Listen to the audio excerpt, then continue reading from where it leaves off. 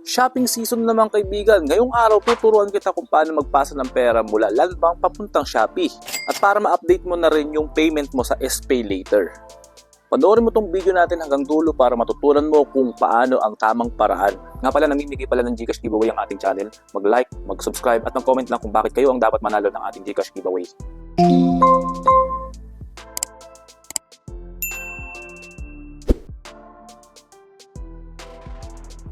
I-open lang natin yung Landbank kaibigan. Then, i-click natin yung fund transfer. Press natin yung select destination account. Select natin yung bank.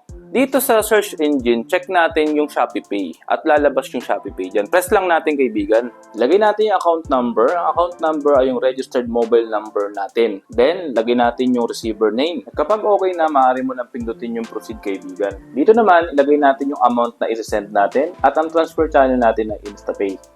Yung fund transfer natin, maaari tayong mamili kung ano yung purpose of payment natin. Pag okay na lahat, press natin yung transfer now. I-check lang natin at i-press natin yung confirm. Then may mag-send sa atin na OTP at i-confirm lang natin yan kaibigan.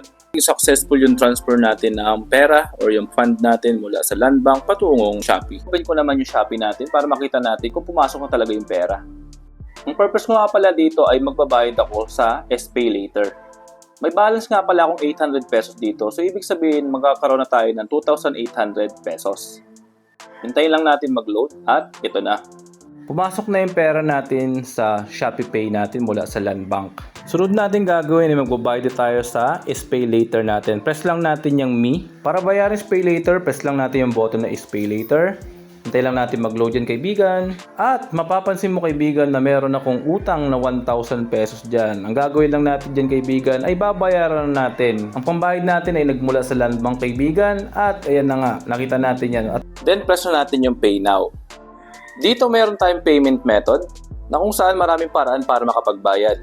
Pwedeng payment center or e-wallet sa 7-Eleven, GCash, SM Bills Payment or Cebuana Lulier. Pwede rin yung Palawan Pawn Shop. Ngayon familiar ka na sa iba't ibang paraan ng pagbabayad dito sa ating Shopee, maaari mo nang pindutin yung ating payment method, which is Shopee Pay. At kapag na-select mo na, pwede mo nang i-press yung confirm. At kung nakapag-select ka na ng payment method, maaari mo nang press yung Pay Now. Hintayin lang natin matapos yung transaction kaibigan.